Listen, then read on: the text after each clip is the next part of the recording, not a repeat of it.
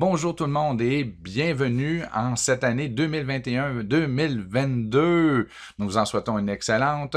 Et si vous êtes ici, c'est pour savoir c'est quoi qui va se passer dans l'atelier d'une utilisation optimale de Google Classroom.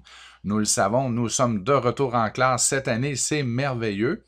On a utilisé dans les derniers mois ou dans la dernière année et demie, les environnements numériques d'apprentissage pour faire de la visio.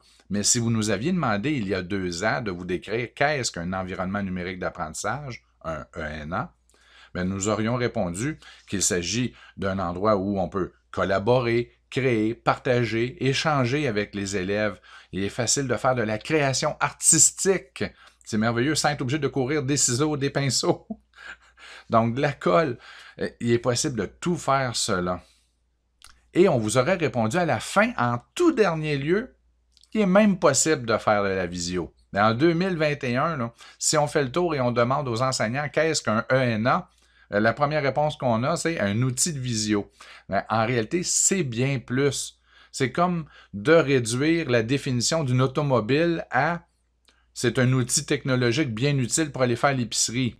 C'est pas faux, mais c'est loin d'être vrai. Donc, si vous désirez continuer à utiliser cet outil que vous avez découvert dans la dernière année et demie, dans ce cas-ci, Google Classroom, même si nous sommes en classe, oui, c'est possible de le faire. Et vous pouvez faciliter votre vie et celle des élèves tout en les habituant à utiliser un environnement de ce type, même si nous sommes en classe.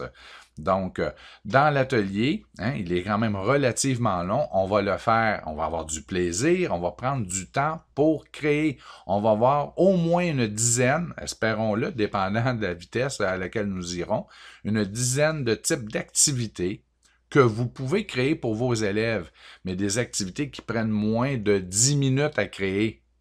Donc, je vais même vous partager des modèles déjà faits et on va voir les types d'activités que l'on peut faire et vous aurez du temps pour en créer et vous pourrez même les partager aux autres participantes de l'atelier. On pourrait à la limite se faire une banque commune.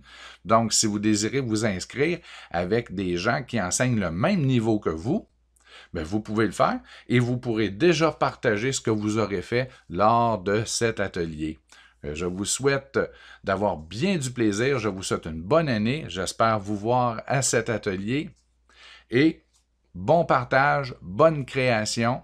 En passant, là, dans la description, il y a plus d'infos, mais oui, c'est possible de tout faire cela et même beaucoup plus avec votre environnement numérique d'apprentissage. Si vous utilisez Teams, bien, les mêmes principes s'appliquent, mais pour l'atelier, nous allons utiliser Classroom, mais sachez que les deux ont à peu près les mêmes fonctionnalités. Vous pouvez faire le même genre d'activité.